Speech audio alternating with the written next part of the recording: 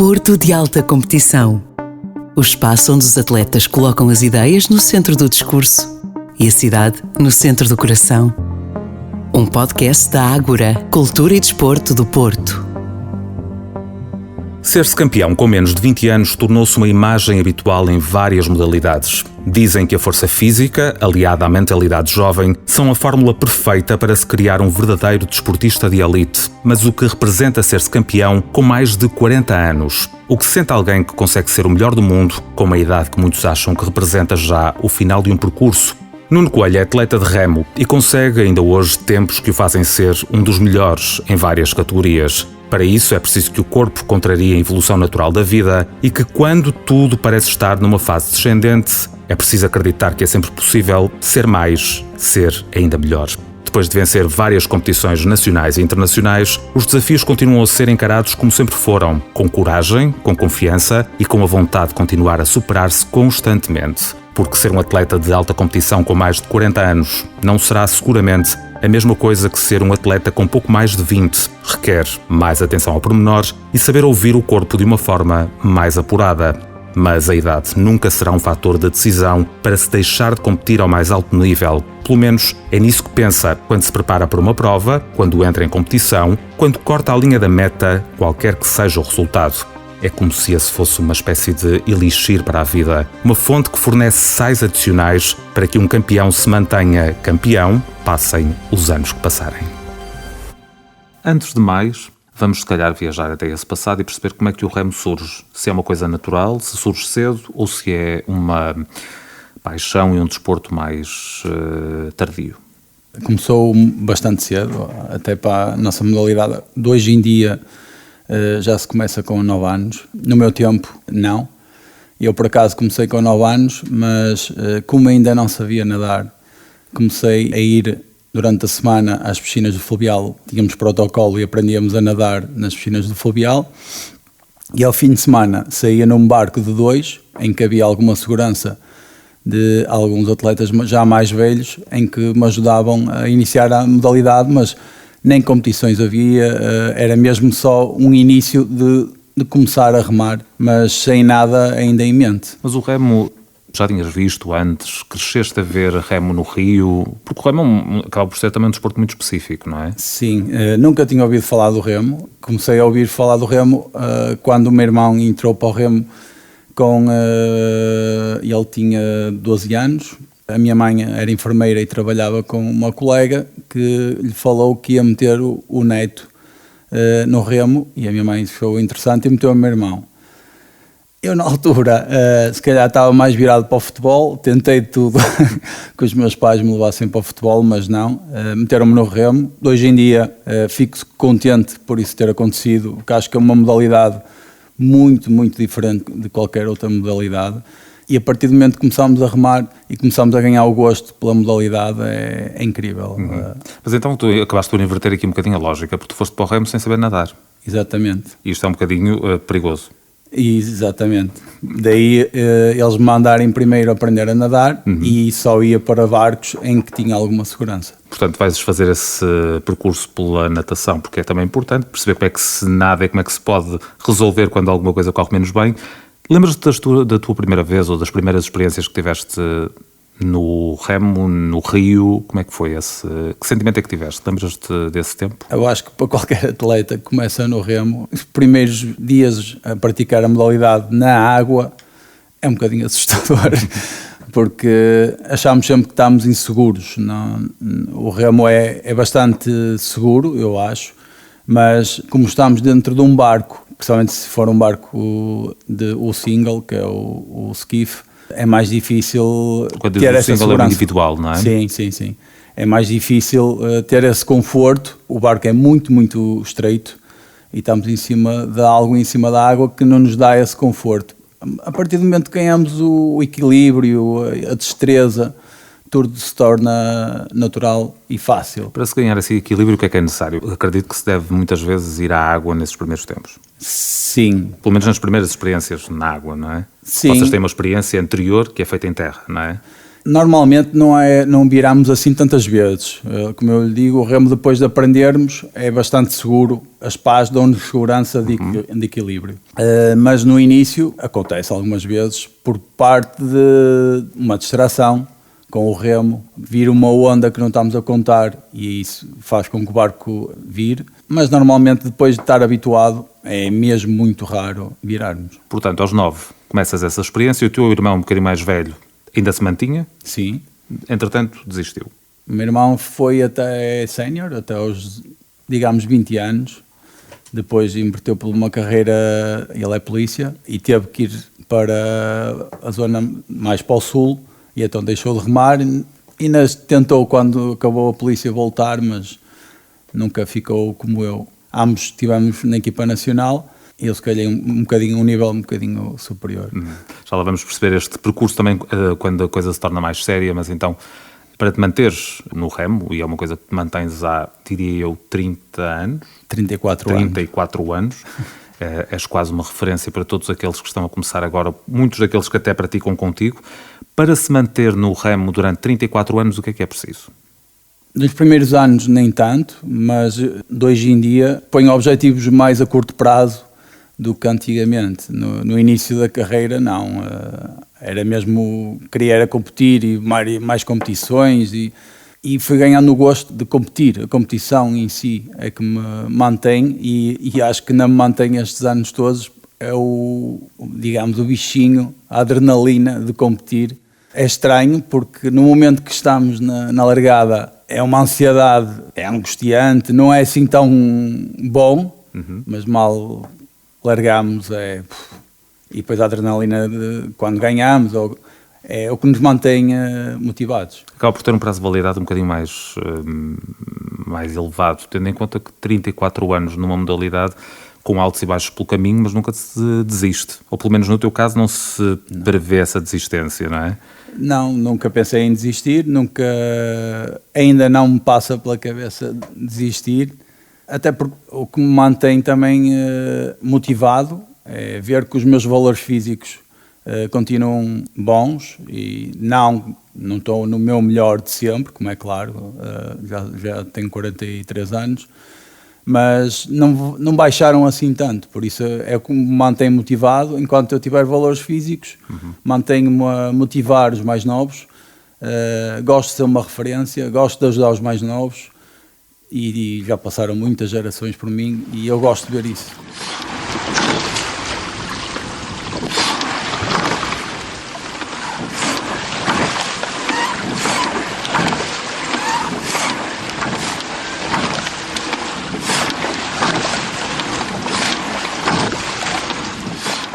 Quando tinhas esses 9, 10, 11 anos, também olhavas para os outros como uma referência. O que é que tu te lembras desse tempo?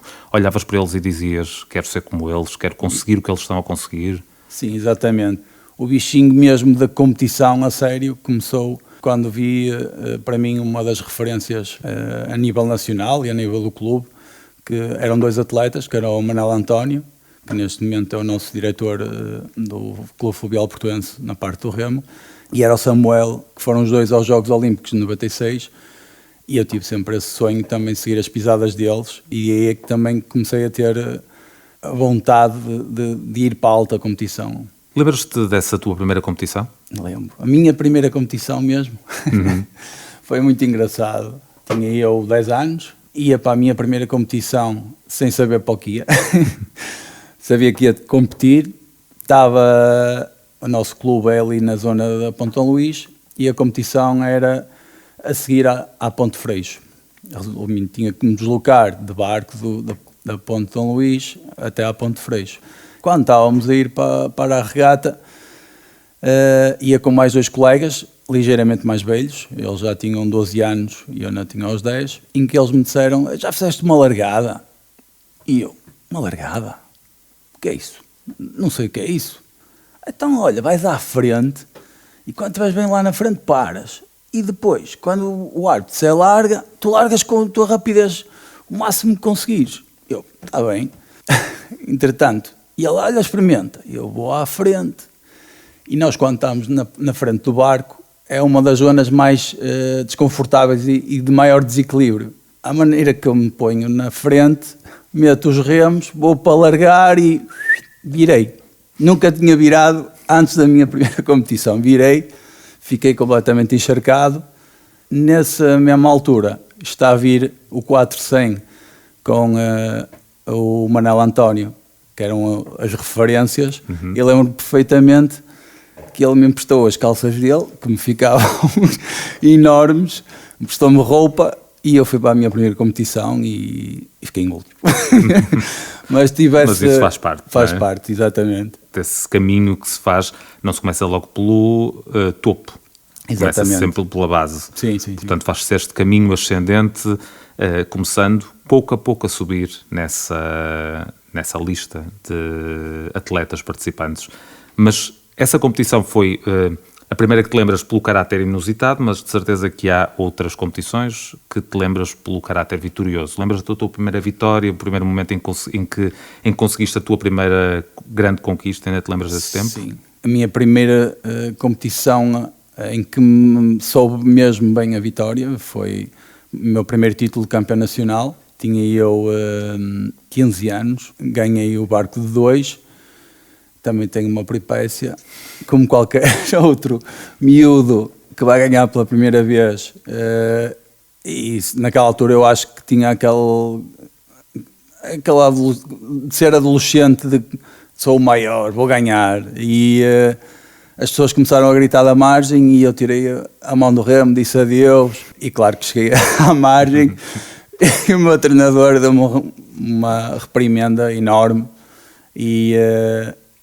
E pronto, e percebi o quanto errado eu estava a fazer, mas na altura a euforia de vou ganhar a primeira vez foi muito grande. Mas fiz umas asneiras ao longo da carreira. Acho que faz parte também do crescimento da juventude e deste processo todo, que quando se erra uma vez, depois já não se erra a segunda, porque já se percebeu à primeira que não se pode fazer aquilo. Exatamente. Tu falaste já aí barco de 2, falaste de barcos de 4 e barcos individuais. Exatamente. São tipos de competição diferentes? É sim, a competição acaba por ser a mesma.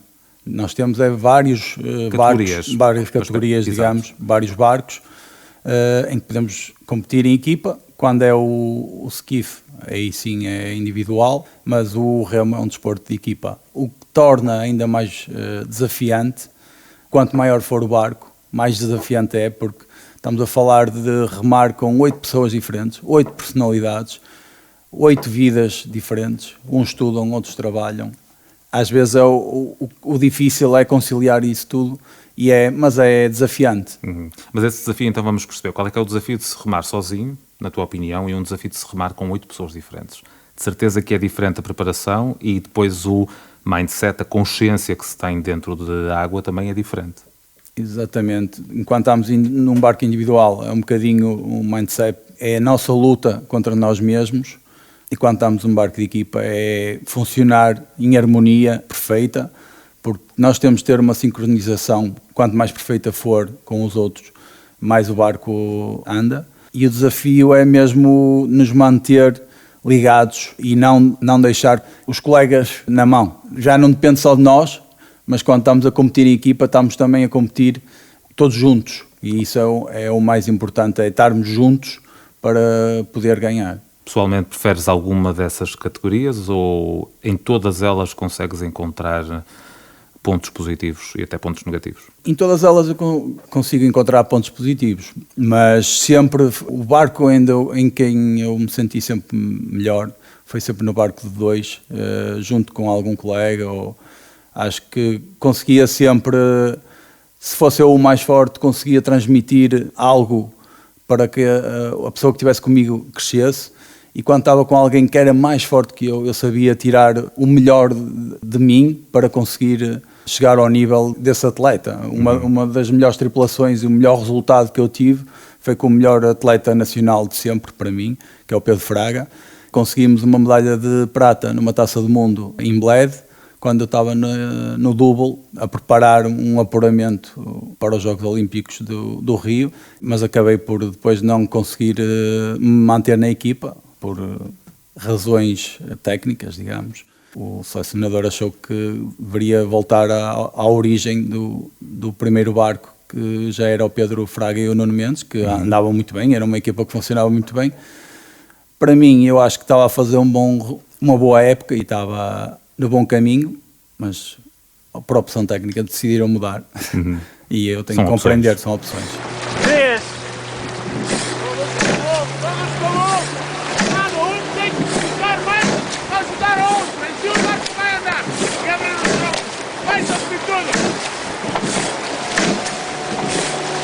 Comprido! Trabalhar e descansar! Abrem os ombros!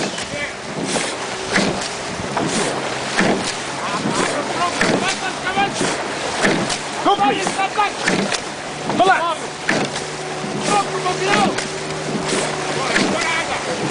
Pula com a perna! Pula! Tchá! Tchá! Tchá! Tchá! Tchá! Vambora! Quando tu olhas agora para o remo atualmente, como ele está, e quando tu comparas com o tempo em que começaste, ele está melhor, mais reconhecido, mais desenvolvido. Como é que tu avalias agora o remo 34 anos depois de teres começado? Evoluiu mesmo muito. Desde o material é totalmente diferente. Eu comecei e ainda remei com barcos de madeira, remos de madeira, que era complicado. Nós, pequeninos, pegar nos barcos eram pesados. Um barco de competição é super leve, é um barco que pesa 14 quilos. Os barcos de madeira não eram assim tão leves. Os remos também são super leves e os remos de madeira não eram leves. Todo o material evoluiu mesmo muito. Mas além do material, eu acho que o método de treino de hoje em dia é totalmente diferente. E eu costumo dizer aos mais novos, vocês têm que aproveitar o que vocês conseguem ter e perceber. Vocês têm acesso a tudo. Nós, na nossa altura, eu, se quisesse ver um excelente atleta a remar, era uma vez ao ano, na Eurosport, que dava uma horinha do Campeonato do Mundo, não dava mais. E aí o que nós fazíamos, lembro-me muitas vezes, nem todos tínhamos VHS, íamos para a casa de algum para gravar, para depois termos e repetirmos e vermos quase sempre as mesmas filmagens, mas era muito difícil. Hoje em dia não, temos acesso a vários vídeos de atletas da elite a remar, a fazer exercícios técnicos, a nível físico. A mesma coisa, enquanto um treinador na altura, para saber algo sobre a evolução do atleta e chegar ao limite do treino de um atleta, esse treinador tinha que pegar em livros, ir para as bibliotecas, estudar, mas em livros. Hoje em dia está tudo na internet, online, o nível de como treinar, há tudo muito mais acessível do que há 30 anos atrás. E mesmo as pessoas ficam também um bocadinho mais despertas para a modalidade, então quem caminhar pela marginal possivelmente já te viu a passar. Sim, é algures no barco, tu e os teus colegas, e portanto acaba por existir aqui também de alguma forma este reconhecimento e saberem que existe, estarem mais atentos. E muitas vezes até há pessoas da própria margem que vos incentivam de alguma forma, acredito eu, não é? Sim, há sempre aquela vertente que muitos passam e fazem sempre o up. Há sempre essa vertente que nós não achamos muita piada, mas é verdade que é uma maneira de marcar como é que é o remo, não é? Tem os seus ritmos. Mas eu acho que não está fácil adquirir novos miúdos para a modalidade, porque acabámos por estar ali ligeiramente isolados com o turismo. Por um lado é bom, trouxe-nos mais nível financeiro, digamos, mas por outro lado estamos um bocado isolados. Eu lembro do meu tempo, eu chegava ao treino de autocarro, o autocarro passava, as pessoas passavam de autocarro e viam-nos a ir para o Rio. Hoje em dia, pessoas da cidade raramente passeiam, por exemplo, no Cais de Gaia. Com isso, faz com que menos pessoas sequer conheçam a modalidade. Eu acho que antigamente havia uma circulação maior, mas pronto, a cidade evoluiu para o turismo e com isso certas zonas da cidade estão mais fechadas e então há menos visibilidade de onde é que nós estamos. Tu és atleta do Fluvial. Exatamente. O Fluvial para ti é o quê? Para além de um clube, claro, obviamente. Sim. É uma casa, é quem me fez ser quem sou, dou mesmo muito valor ao que me ensinaram naquele clube. Neste momento eu faço parte também da direção do clube. Tenho mesmo muito gosto. Este ano fazemos 150 anos. É um marco muito grande no nosso clube e eu sinto-me mesmo parte dele e orgulhoso. E acho que representamos muito bem a cidade enquanto clube. Não só no remo, mas noutras modalidades também. A última prova do programa, o Shell de 8 com o Timoneiro, séniores masculinos. Aí está a grande final. Grande vitória, neste caso, do Fluvial Portuense, que com uma ponta final de praticamente 200 metros conseguiu ultrapassar a desvantagem que tinha para o Caminhense e deixar o Caminhense praticamente pregado e ultrapassá-lo e ganhar em si o título nacional e a vitória na Taça Lisboa. Foi uma regata muito difícil, valeu a pena todo o esforço de uma época de treino. Apesar de virmos atrás, a equipa acreditou até ao fim. Agradecer à equipa, ao Timoneiro, que foi fundamental nesta regata. O Timoneiro é importantíssimo num Shell de 8. Esteve sempre connosco, acreditou em nós, nós acreditámos nele e no fim conseguimos fazer uma fabulosa ponta final com o apoio do público e conseguimos dar a volta à regata e ganhar. Ganhámos muito bem, com muito esforço, mas valeu tudo a pena. Obrigado, clube! Obrigado, clube! Para fecharmos, vamos desmistificar um mito que existe à volta do remo.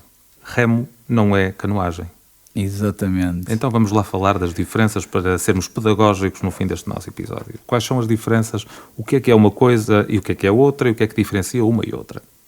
Primeira, a mais clara é que eles andam ou remam virados para a frente e nós andamos de costas, digamos. Depois, eles utilizam mais a parte superior, apesar que utilizam e eles evoluíram e já começam a utilizar ligeiramente a parte inferior, os membros inferiores, mas nós não.